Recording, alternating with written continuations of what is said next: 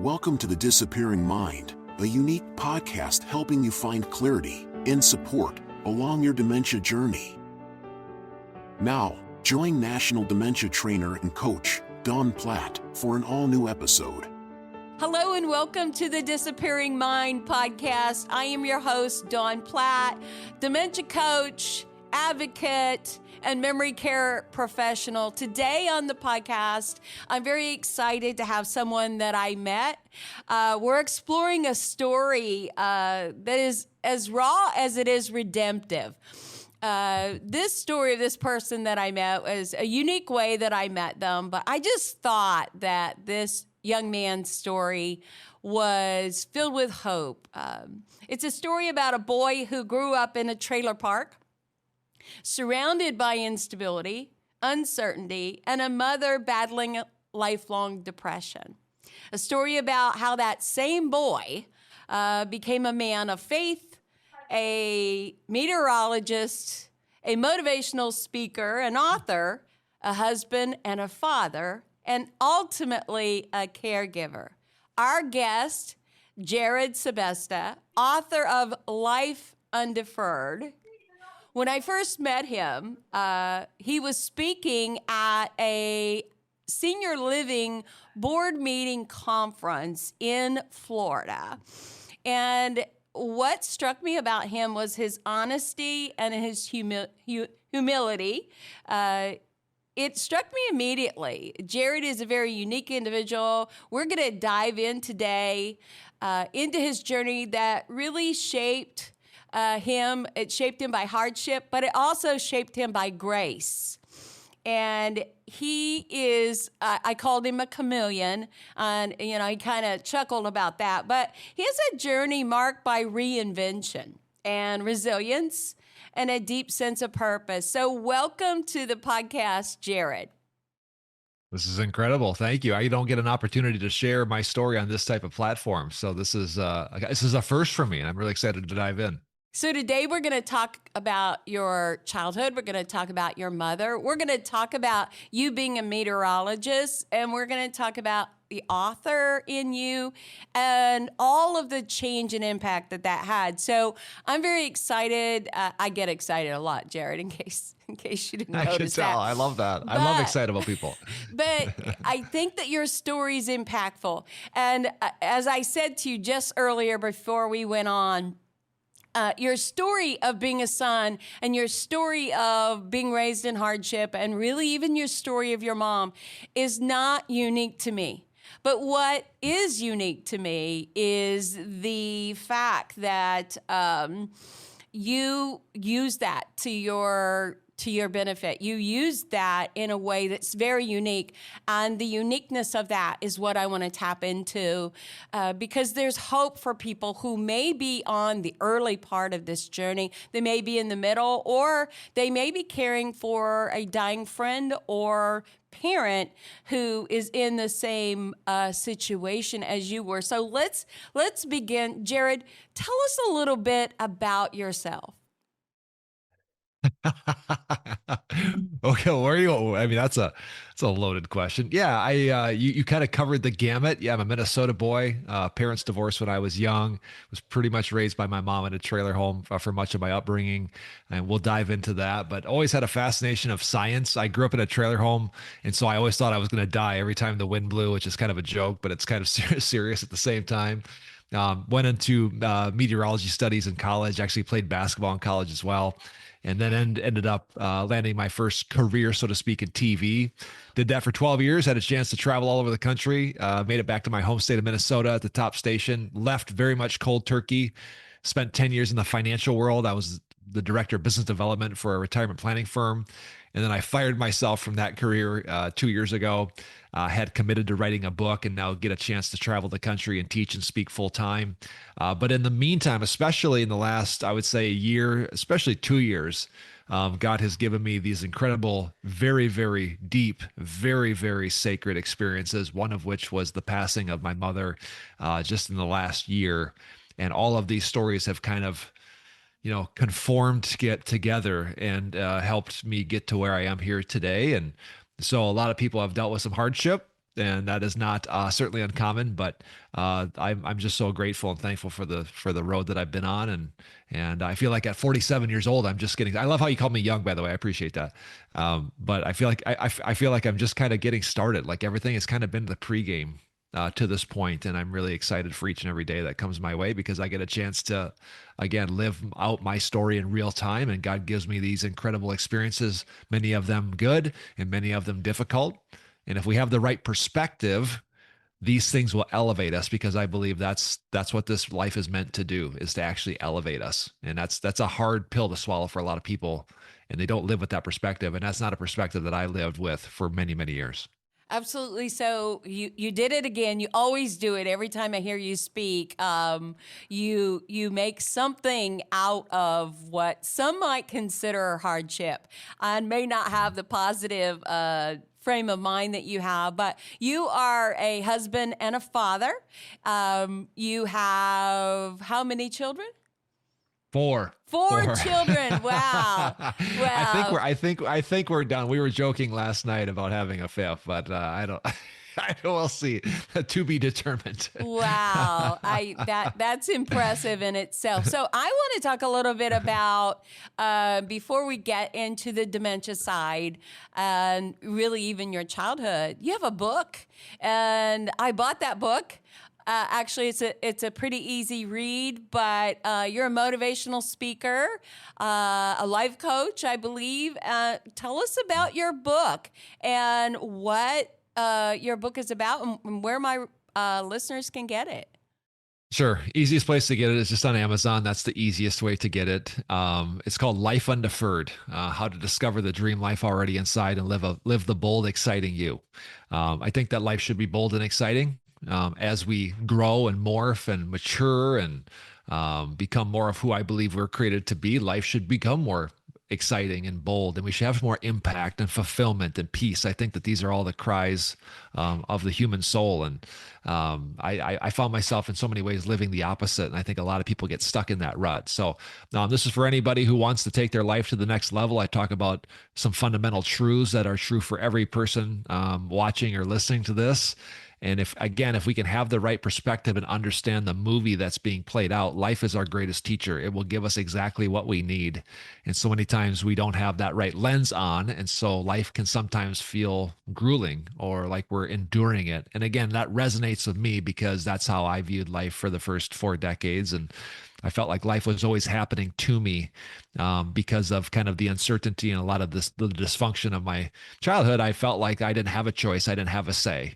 And so I planted the flagpole in my life, on New Year's Day, 2022. And I said, I'm done playing small, and I'm done not co-creating the life that I want. And that moment has led me on a journey the last 4.5 years now of growing and expanding. And I see things I didn't see a year ago. And I certainly see things about my life that I didn't see, 4 years ago before I had that moment. So the book opens with that particular moment about planting a flagpole and the transformation that I've experienced since. And now I get the honor of traveling all over the country and sharing with groups and individuals the same transformative power.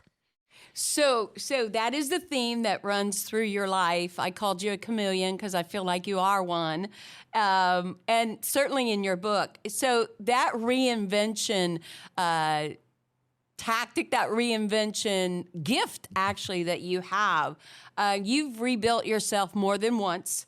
And for many people, reinvention is terrifying, but you seem like it's almost natural.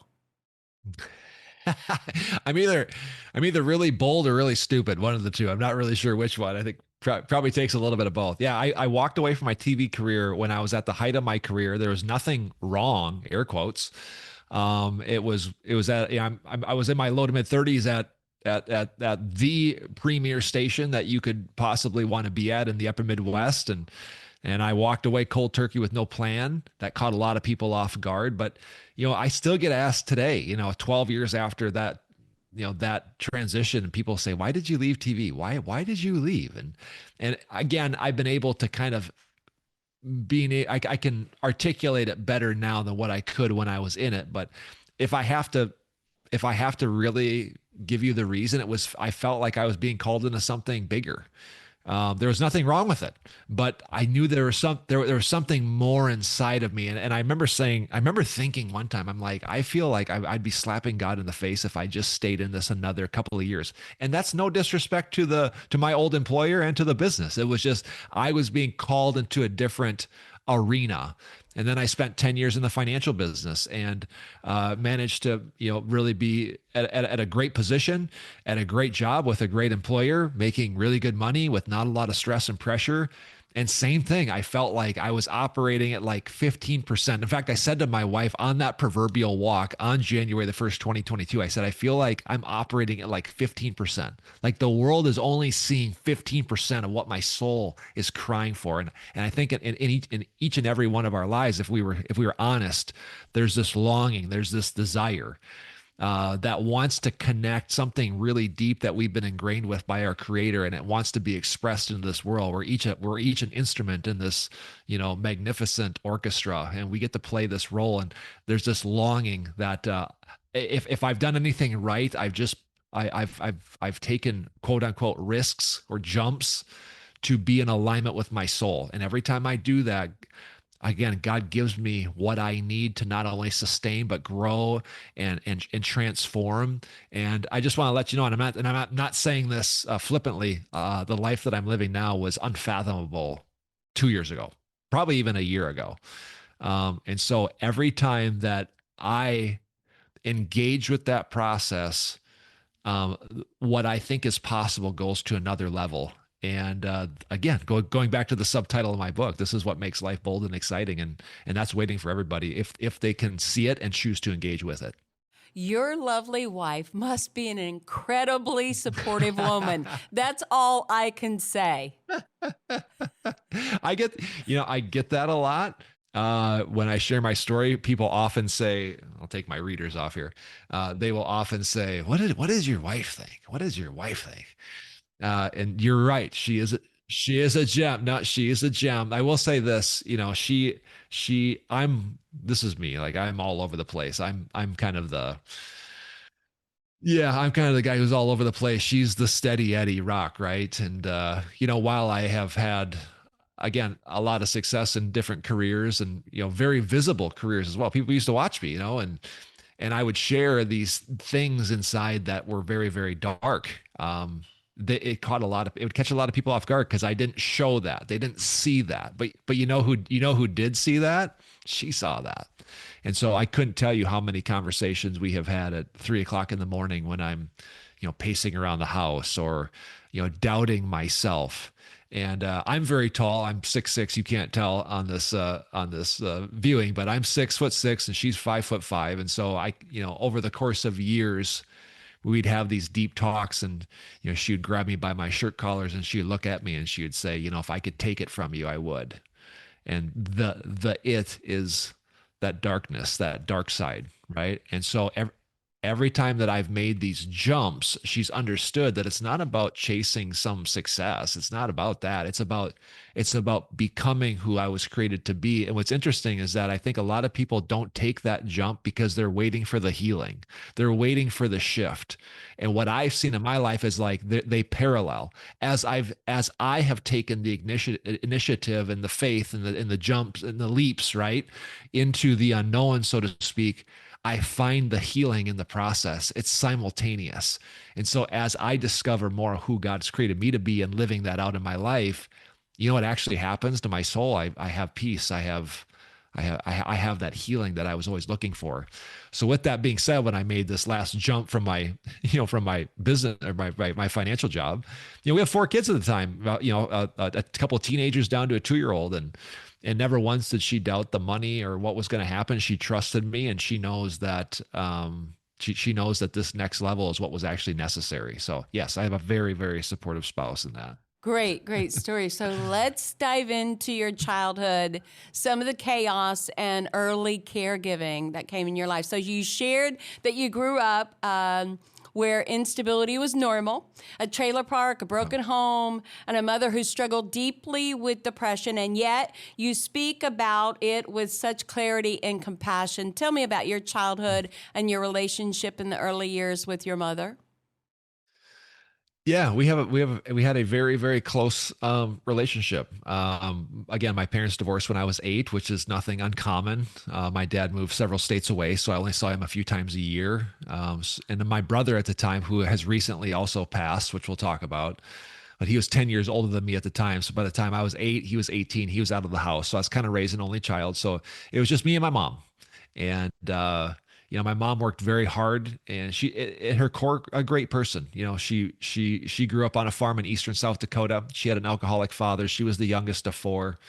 She would tell me stories of her childhood, and I really didn't even understand the levity of those until I became an adult. But very, very tumultuous childhood, and I would say grew up with a big hole in her heart, and obviously not physically, but like emotionally and spiritually. And I think at her core felt incredibly unworthy.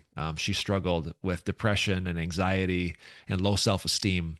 I don't know what the diagnosis would be, but chronic low self-esteem would probably be one of them. And so I remember her crying a lot. That was probably and there were a lot of good times. Don't get me wrong. And by the way, I want to honor her with everything I say here. So in no way, shape, or form this is me blaming anybody.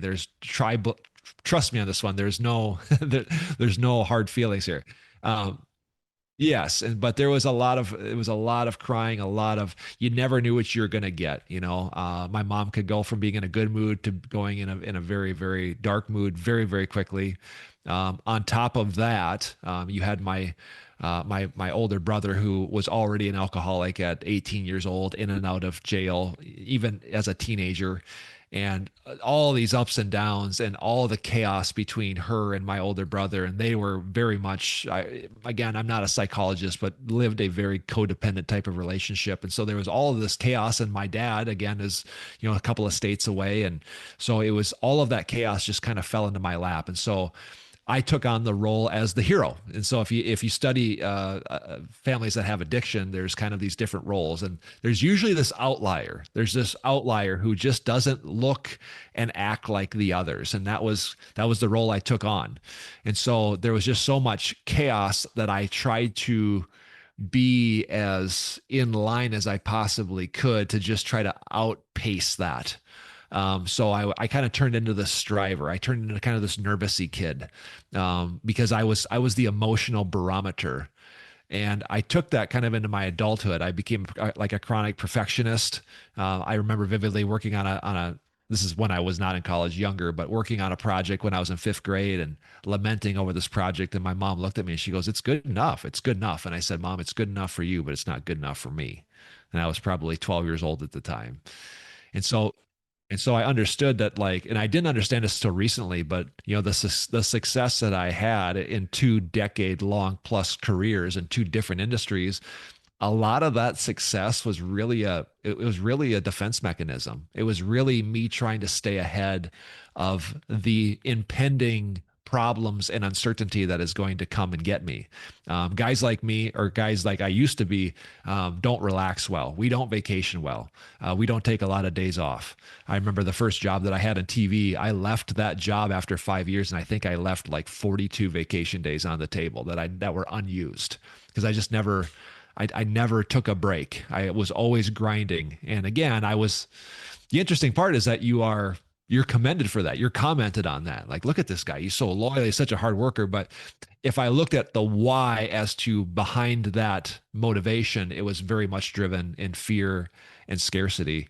And that really hit me hard during COVID. 2020 was one of the darkest years that of my adult life, just because of the uncertainty. It was global. You couldn't get away from it. And I remember being so afraid. I was so afraid during that time. And with all due respect, I wasn't that afraid of the virus, but it was like how the world was shifting, and politically, and all of these things were shifting so rapidly. And I remember just being terrified. I remember looking at the future, and it was black. It literally had a color. Absolutely. It was limiting.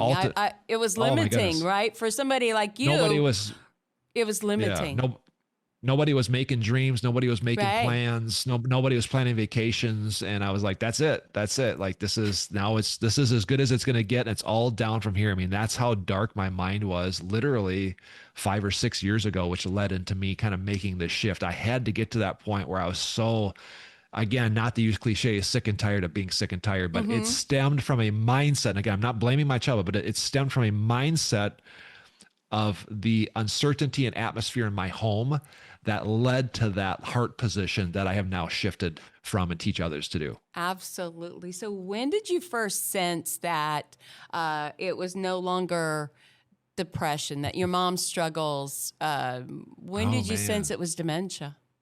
That's a great question. And I don't know. What do you mean you you know, don't know?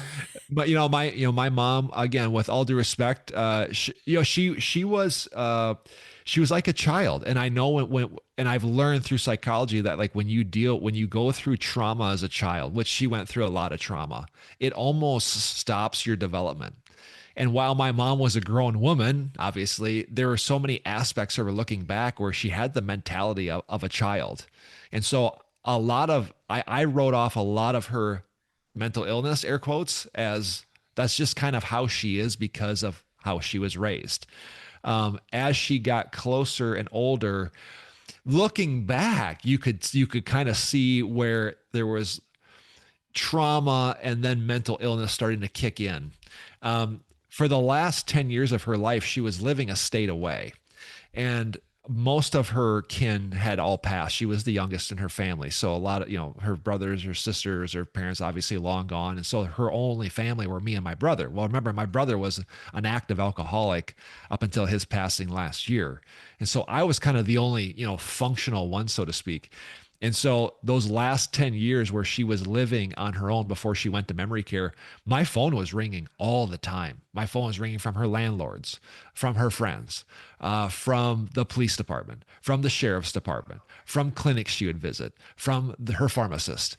And I remember always defending her, not defending her in a fight type of way.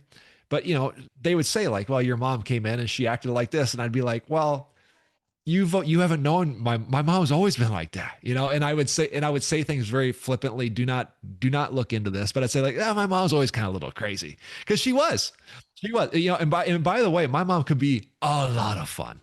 When she was in a good mood, she was a lot of fun. There were a lot of good times, and since she has passed, I've reconnected with my cousins who grew up with her, and they say your mom was so much fun, and she was. But she was always kind of a little crazy. She grew up in that time of big hairs, drinking coffee, smoking cigarettes, and going down to the cafe with her girlfriends and chatting it up and gossiping about everybody in town. And that's kind of how it was. That was her relationship with her older sister, who was her best friend. They would talk every day and just talk on the phone and cackle and all these things. And I really saw my mom's mental health really take a dive when her older sister, Noreen, passed away in 2020. That was her best friend. And by the way, if you look at her childhood, her older sister, Noreen, was, I think, like 8 or 10 years older. She was kind of her caretaker. That's where my mom went for peace, because there was so much chaos with her alcoholic father and family. And so her older sister was kind of her best friend, her confidant. And when she lost that person, that was it. I made a commitment to my mom in 2020 when her older sibling passed. I said, I will call you every day. I would talk to my mom very frequently, but I made a commitment to her, and I told my wife, I'll try to talk to my mom every day, because she's living by herself and now she doesn't have her sister. And it was after that where you really saw the shift, where you could really start that decline. And it got really, there was one time I got off the phone with her and I was so frustrated because we were trying to make some plans. I can't remember what it was. I'm sure she was constantly getting kicked out of where she was living because she couldn't handle her finances. And I tried to develop a plan. Again, I'm very logistical and logical. And I remember getting off the phone one time and I said to my wife, I'm like, I could make plans with my 7-year-old daughter, and she would understand the plan. But I talked to my mom and she's got it. And I talked to her, 5 minutes later or the next day, and it's as if we've never talked. And so there was these signs back So then who of told like, you? it was really starting to. Who actually told you and you received that your mom had dementia? How'd that come about? It was up until the end. Again, it wasn't that I was in denial. I was just fighting for my mom's freedom. So the last 2 years, especially, I was getting phone calls from, her caretakers, her doctors. And, again, by that point, she's not working. She hadn't held a full-time job for many years prior to her passing. And so her job was just to kind of make appointments and go to doctor's appointments and get new medications. And who knows if she's taking the right medications, right? But it was pretty apparent probably those last couple of years that was the diagnosis. And again, I live in truth land. Like, I want to know the truth. Don't tell me what you want me to hear. Just tell me the truth so I know. I know. And I could never get that. It'd be so frustrating, right? She said, the doctor said this, and then they said this. I'm like, what did they say? Well, I don't really remember, And so again, my mom was incredibly stubborn. Holy cow. And change was unfathomable for her. Just even moving apartments was a big ordeal, right? And so I was it was like the last 2 years, people are like, you need to get her into a facility. And I'm like, but she's going to hate it so bad. And I know what's going to happen. Her mentality is going to drop like a rock. So I'm like, where was that line of like helping her and maintaining her freedom, but also getting her the care she needs? And ultimately the decision was made for me. And I think God knew, but it was getting pretty bad near the end.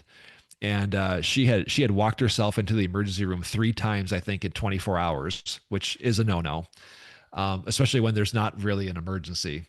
And the last time that she walked herself into the emergency room, her doctors were calling me and they said, we're considering not letting her going back to her home because she was living fully, on her own at the time. And she said, they said, if she comes back here in the next 7 days, we're going to hold her and we're not going to let her go. And so, of course, I got on the phone with my mom and I was like, what's going on? Well, my Medicaid, and again, it's just chaos. Right. And by this point, I knew we were kind of there, but I didn't know what to do, And I said, I'm just going to tell you, Mom, if you go back to that emergency room, and by the way, she's still driving at this point too, which is still, that's another story. I said, if you go back there, they're not going to let you go. Oh yeah, blah, blah, blah, blah, blah. And she calls me 6 hours later and I said, where are you? And she's like, well, I'm at the emergency room. And I'm like, why? Well, they didn't ever give me my medication. And sure enough, the doctors held their word. They said, we're not letting her go. And the only way we will release her is in a 24-hour care. And so now the ball was in my court to try to find her a place. And so by that point, though, I was actually relieved. I was so relieved because now the decision was made. So it was made.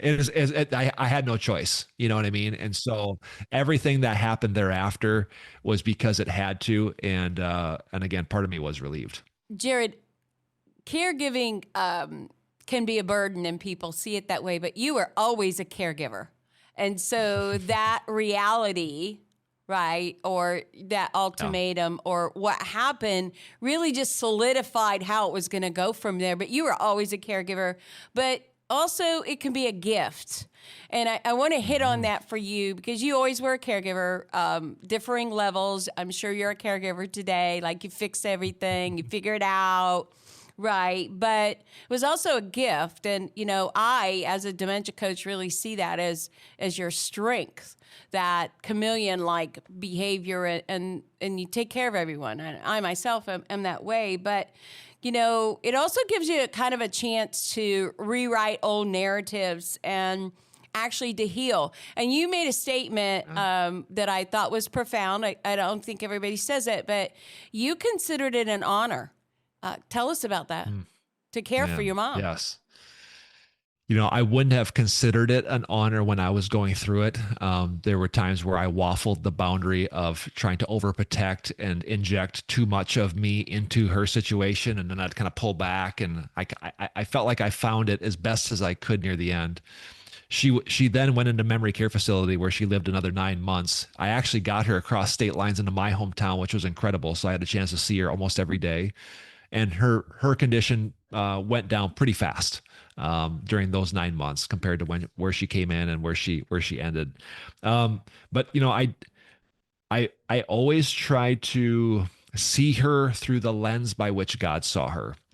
I would share a lot of the chaos that she brought into my life that I didn't have anything to do with, and I would have certain people and mentors to say, you know what, maybe it's time for you to kind of divorce your mom and move on because it's so toxic.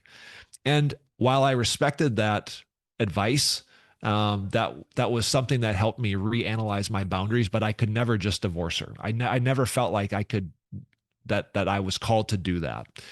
And so, leading up to literally her last breath, I did the thing that I had been doing since I was 8 years old, because I always wondered, how come I was her person? How come I was the number that she dialed whenever she was in trouble or afraid or scared or depressed? My phone would ring. And trust me, my phone rang a lot in 40 plus years. And she wanted the truth, and I would always give it to her. She believed a lie about herself. She felt unworthy. She felt unvalidated. She felt unlovable. She was never told that she was loved by her father. She hated herself. I did not have to stretch to come to that conclusion. I would find pictures of her with my grandkids, and she would take a scissors and cut her face out because she couldn't stand looking at herself. She hated seeing herself in the mirror. And so I would tell her this all the time, but I told her that up until her last breath. I just said, I go, Mom, you're a beautiful woman. I loved being your son. She always worried that she wasn't a good mother. And while she made a lot of mistakes, I always ensured her in those last hours and moments that she was an incredible mom. And I was honored to have her as a mother. And when she took her last breath, I literally said out loud, it was me and her in a room by ourselves. And I said, Mom, you finally know the truth. Hallelujah. And so that night she passed at 10:30 in the morning. And it was the most powerful moment of my life. Not the best, but it was the most powerful moment of my life. And then that night, my wife asked me, she goes, how do you feel? And I said, I feel so honored. I feel honored that I was given this role, that I was chosen to be her son, that I was given the role to love her, even at times when she was unlovable. I believe that we are called to honor our parents, honor mother and father. And I felt like I did that to my best ability, literally till her final breath. And so I felt very accomplished, yet honored that I had that role chosen for me. And so that's how I received it. I received it actually with honor, and I was so grateful because I didn't know how that story was going to end. I was just hoping and praying there wouldn't be a time where she would pass in her apartment afraid, or she fell, or she committed suicide. Again, if you deal with somebody with mental illness, that's always in the back of your mind as well. And she passed at a time where hopefully she found some healing. I found incredible healing, and God gave me the gift of being there till the very end. I have so many questions for you. But here's one I think that is impactful and will help listeners who can relate to your story. But what do you hope that people understand about dementia that your family learned the hard way? Wow. After my mom passed, I was so moved by the caretakers of her at this facility called Bethesda that 2 weeks after she passed, I organized like a little 20-minute party for everybody on her wing. And I made my mom's favorite dessert, which is also my favorite dessert. It's chocolate cake with chocolate drizzle, which is basically chocolate chips and butter that you put on top of the chocolate cake. It's phenomenal. And I made that for everybody.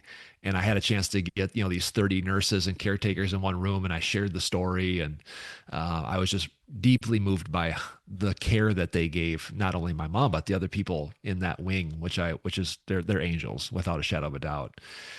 And afterwards, this young lady comes up to me and she goes, I remember when your mom got here. She goes, she talked about you all the time. When you weren't here, she talked about you. And she said, and I didn't know that my mom said this, but she said, she goes, Jerrid was literally sent here by God to help me navigate my life.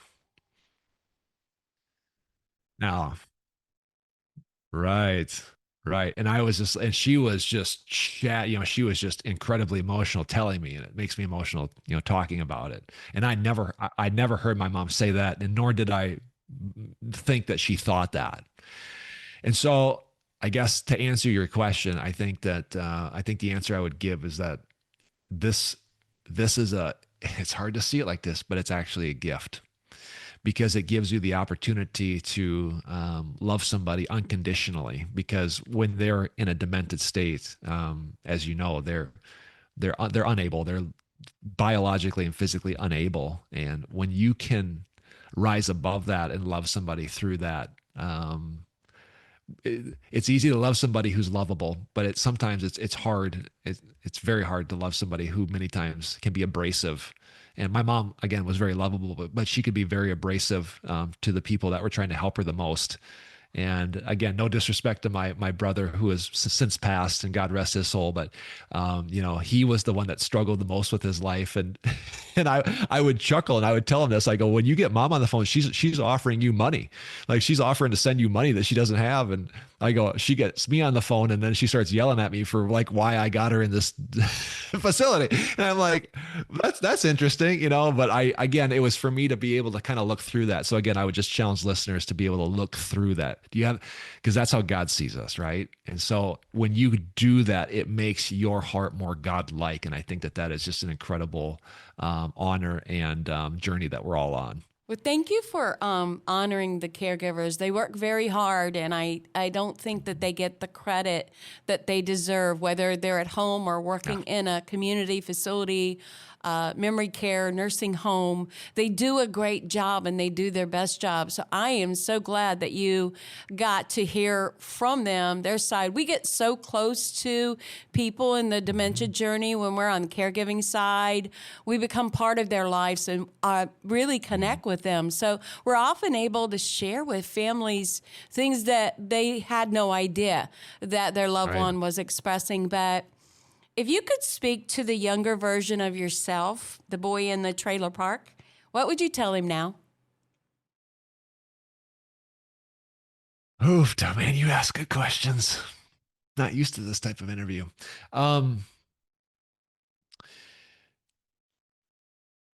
This is what I would say, and he probably wouldn't understand it because I don't even know if me 5 years ago would understand it. But what I would definitely tell that kid is that everything is actually happening for you, and it doesn't seem that way. In fact, I say this to business professionals all over the country. I said it earlier this week when I was in Florida on stage speaking to a group of professionals. This world looks really chaotic. We view life through the surface of the ocean, right? You look at the surface of the ocean and waves are crashing and there's white water and there's, all this chaos. But if you just go even 30 or 40 feet below the surface, even though the ocean may be, who knows, miles deep, it's calm, it's peace. Everything is in order. Everything is as it should be. And so I would try to remind that kid in the trailer park that this is all happening for you. I don't know if he would understand it, but that's what I would tell him. And the interesting thing is that's what I tell my kids right now. We live in an interesting world. I don't feel bad, but kids, this is a tough world to be raised in right now with the internet age and all of the different pressures. And I have 4 kids from 15 down to 2. That's the thing. I'm 47 years old. I have a 2-year-old. And there's a lot of different emotions and personalities in my home. And I remind them that there's a specific reason why you have the brothers and the sisters and the parents that you have and the struggles that you have. It's all actually happening for you. And that was not something that I realized until 5 years ago. And everything shifted when I changed that belief, that perspective. Because then when the cataclysmic happens, like the loss of a family member or dealing with somebody with dementia. By the way, we don't have time to go to my whole story, but like I had just quit my job a year prior to my mom passing, and I lost my identity right after I launched my book, which was incredibly hard. And we haven't touched on this yet, but 10 weeks after my mom passed, my brother passed away of an overdose. And I had these cataclysmic events, dropped into my movie that were uncontrollable, but I needed to go through each of one of those events in the exact order at the exact chronological time for me to understand something about what is happening in my reality that gave me the perspective. So when my mom passed, it didn't crush me. Was it painful? Yeah, it's painful. But did I suffer? I did not. In fact, after my wife asked me, this is true. After my wife asked me, how do you feel the night my mom passed? I said, I felt honored. And then I said this, I actually feel so powerful. I felt like I was being called into something new, something elevated, a new realm. And I speak for a living. And 4 days after my mom passed, I was on stage in front of 400 people in Southeast Minnesota, and I shared the story of my mom passing, and it was incredibly powerful. I felt different. I was new. I was bigger on the inside. And it actually prepared me for when my brother passed, where I was like, this is actually here to elevate me. I don't know why. Again, we can search for answers why, and I would challenge your listeners, don't spend a lot of time trying to figure out why, but try to look for the lesson. Where is the correction? What is the thing that you're seeing? What possibly is there something inside of you that's being reflected back through this process that you can correct and grow and expand to a new level? And if you engage with that, God will take you up, and you'll see these cataclysmic events as opportunities, portals to elevate to a new level. Absolutely. I have so many questions. I could have you on again and again and again because I have so many questions. And I love casting hope to our listeners and families on the dementia journey. I can so relate to what you're talking about in so many aspects. What part of your mother lives in you today? Oof, that's a good question.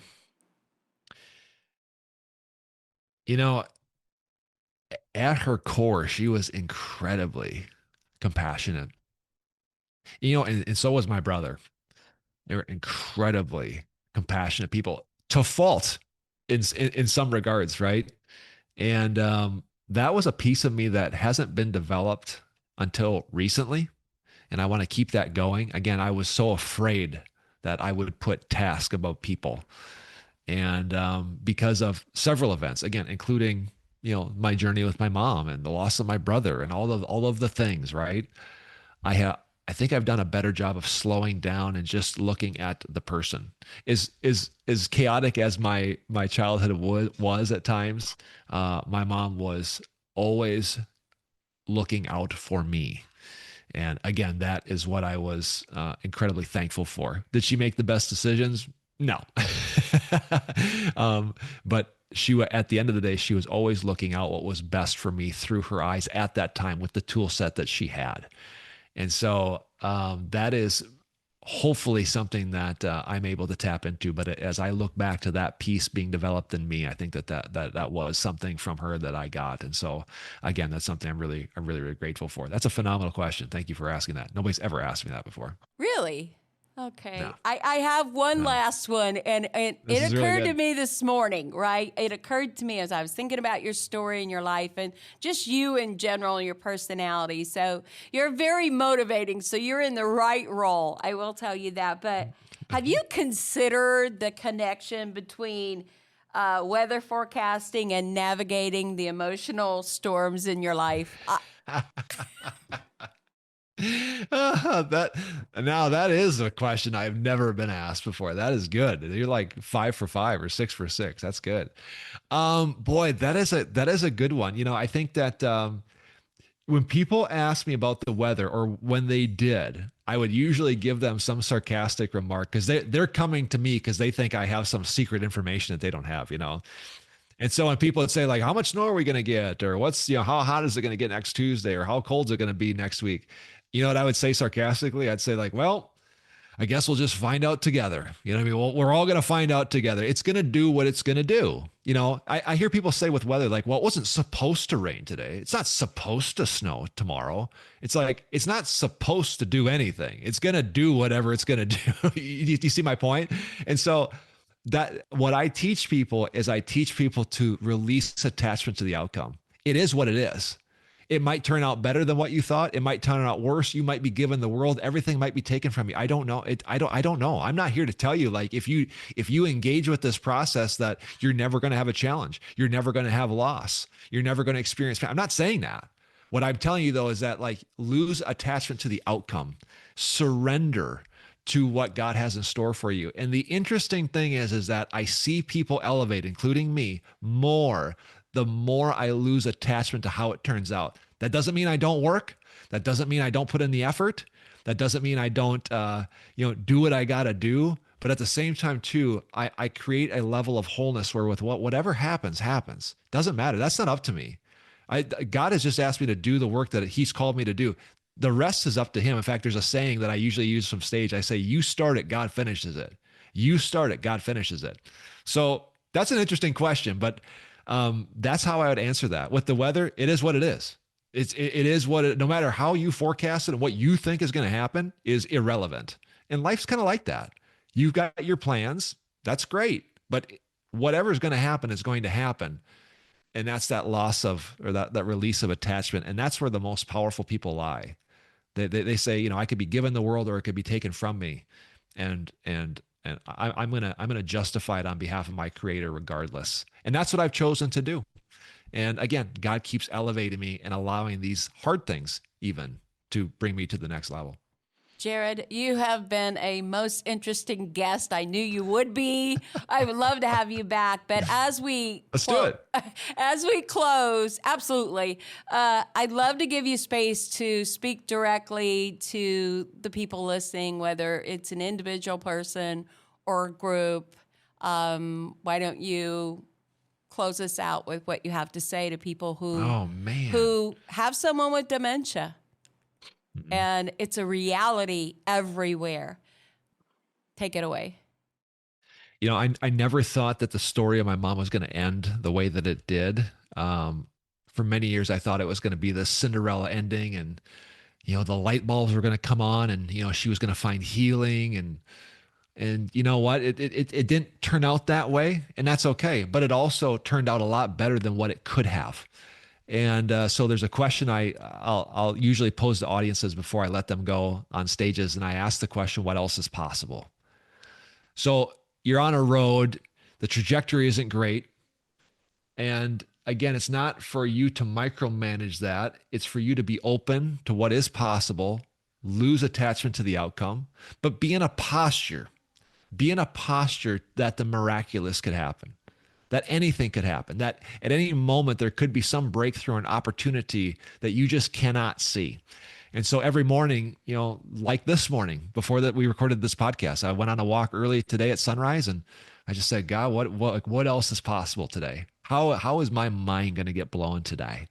And some days my mind is blown more than others, and that's irrelevant. I'm in a posture of always receiving. And so I think that this life is really about receiving. It's about the doing, but it's about the receive. We can receive more than we could ever do with our own two hands. And so while many of your situations are difficult and hard and tumultuous, and it seems like it's all negative, posture yourself in a state of receiving and always ask the question, what else is possible? Because you just never know what breakthrough could come. And even if the outcome doesn't turn out the way that you wish it or want it to, receive the blessing that is there and be thankful for it. And those are the most powerful people. Those are the ones that get elevated to the next level. And so I bless you on this journey. Jerrid, thank you. What strikes me most about Jerrid's story is not the hardship he lived through, but the transformation that followed. Dementia did not rewrite his story, didn't rewrite his mom's story, but it gave a chance that it could reveal underlying traits, underlying emotions, the caring that he had, the strong relationship that he had with his mother. Today, if you're listening to the podcast, I want you to like, subscribe, and share this story with anyone that you think may benefit. The Disappearing Mind is near and dear to my heart. I create it, I speak on it, I continue to do it because I care, and I'm so passionate about this disease. I'm passionate about a cure, but I'm passionate about the journey and the people that it impacts. I hope that you will continue to listen. I want you to know you're not alone. There are many people that can relate to where you're at, no matter where that is. But until next time, this is Dawn Platt. Make it a memorable day. Thank you for joining us for the Disappearing Mind podcast. We hope it's helped you find clarity and support along your journey. Be sure to subscribe to never miss an episode. Visit our website to suggest future topics and share the podcast with friends and family.